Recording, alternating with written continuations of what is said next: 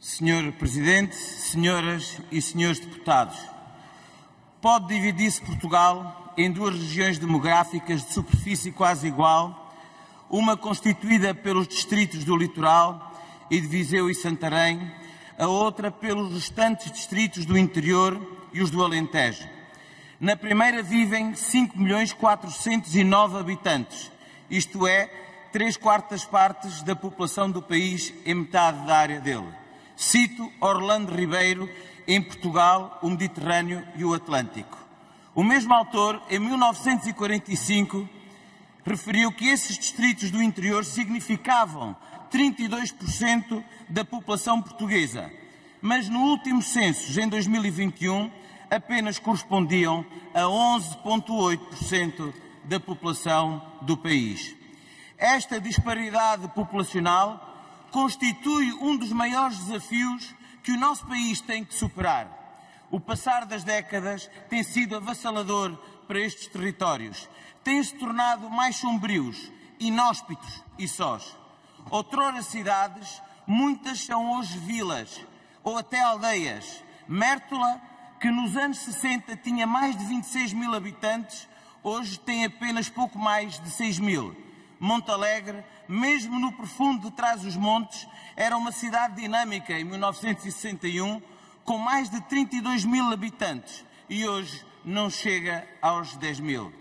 Senhoras e senhores deputados, este é um breve retrato demográfico do nosso Portugal, um território altamente desequilibrado, onde as assimetrias têm desfragmentado o país. Nas últimas décadas, têm faltado políticas eficazes, políticas que atenuem a dinâmica imparável de reforço da litoralização. Não é por este Governo ter atribuído a designação de coesão territorial a um Ministério que agora está preocupado com os temas do interior. As políticas não se fazem de retórica, mas sim de ação, porque as palavras leva-as o vento. Como disse Florbela Espanca, também ela uma mulher do interior do país. Este Governo tem ficado muito aquém na implementação de políticas estruturantes que produzam resultados concretos nas vidas destes territórios. E a descentralização, a tal pedra angular da reforma do Estado, não tem sido mais do que um espartilho de medidas sem nexo, atrasada e sem estratégia. A reorganização do território recente, através da criação de novas NUTS 2, recentemente efetuada, é mais um exemplo de uma política que acentua o centralismo e possivelmente terá uma consequência grave. O Alentejo pode ser seriamente afetado no acesso aos fundos comunitários. O que é certo é que as pessoas e as empresas do interior pagam os mesmos impostos e, por isso, também deveriam ter o mesmo direito à saúde, à educação, ao emprego. Deveriam ter ainda infraestruturas de qualidade, investimentos públicos estruturantes. Deviam ter a esperança de um dia ver reduzir o fosso de desigualdades dos seus territórios. Por outro lado, a excessiva concentração da população nas cidades do litoral também se traduz em serviços e territórios mais congestionados, mais assoberbados, o que também impacta na qualidade de vida das populações que aí residem, com os problemas da habitação que agora estamos a discutir. E perguntar-se-á o que é preciso fazer. Falar em políticas do interior, sem falar de uma política de cidades, não é ser realista.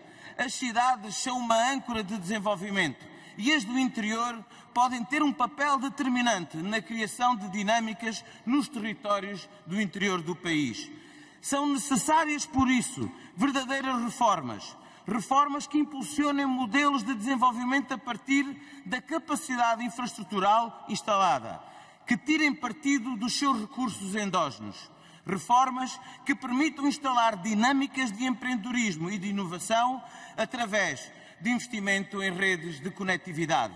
Senhor Presidente, senhoras e senhores deputados, as iniciativas que hoje se discutem têm, sem dúvida, uma função importante, que acompanhamos de resto, que é de despertar os cidadãos e a opinião pública para esta problemática. Contudo, pecam por querer construir a casa pelo telhado e não pelas fundações. O interior é um território em perda, envelhecido, e a quem a esperança foi roubada. Medram o desespero e a revolta. Resta-nos a todos multiplicar-nos em esforços e soluções e aqui no Parlamento dar o nosso contributo geracional para inverter uma tendência gritante de abandono de grande parte do nosso país, da nossa cultura e dos nossos saberes. Disse.